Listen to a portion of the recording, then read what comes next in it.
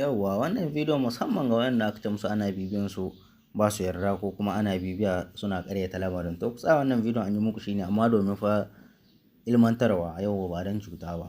Abu na farko wannan kun ga yana buɗe, wancan kuma yanzu na sauko shi ban buɗe shi ba. To yanzu abin da za ka yi na farko ka shigo nan sai ka zo a fara connected ɗin nan. Kamar yadda kuke gani kun ga in kun isko wayan ku haka babu mai bibiyan ku, kenan kuna so gane ko ana bibiyan ku haka ne za ku. Yauwa. Yanzu daga nan sai ka taɓa wannan wurin sai ka ba shi dama. Kamar yadda kuke gani ya zo nan, yanzu nan ga wasu tambo guda uku biske ga wannan ɗayan waya. Sai ku taɓa saman nan shi ma.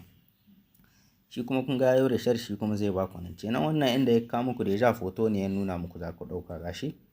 To yanzu foton shi ne sai ku yi mishi haka. Ashan bai ishe shi ba, yauwa. Kamar yadda kuke gani za ku bar shi. Yauwa. Yanzu ga sunan dai kamar yadda kuke gani. To haka ne ake ana haɗi, kenan dan mutum ya ce ma zai bibiyan ka ko kuma yana bibiyan ka. In har ka san ba wayan naka ya shiga hannun shi bane ba kawai manta da shi kawai, ƙarya yake ba gaskiya bane. Kun ga ɗayan ya gama ya zo nan, ɗayan ne bai gama lissafi ba. Kamar yadda kuke gani. Kenan dan mutum ya ce muku ana bibiya ba tare da waya biyu na hannu ba.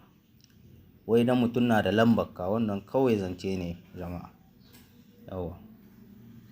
To wannan shine kun ga duka bayanan da ke wannan wurin sun zo cikin wannan waya su ma.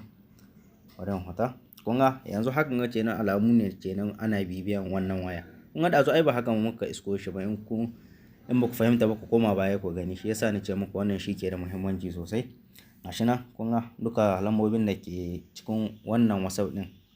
Kun ga shine anan. Yanzu mutum ya ga dama zai iya shiga ciki daga nan. Zai iya kunna vocal ya buɗe shi. Kuma zai iya tura vocal. Kenan kaga in so yake kawai ya rinka saurare. Sai da an yi maka vocal ya saurare amma ba zai yi ba. Kamar yadda kuke gani. Kun gani ko? Wannan shine yanzu za ku diba duk bayanan da ke nan. Wanda kuma yanzu in zan hota waya. Bari in hota. In nemo WhatsApp ɗin. Yanzu ne installing shi WhatsApp ne business. Gashi nan kamar yadda kuke gani.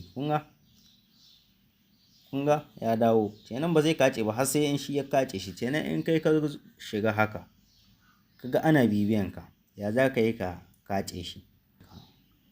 Yauwa za ka taɓa biske gare shi sai ka danna sifirme gashi kamar yadda kuke gani.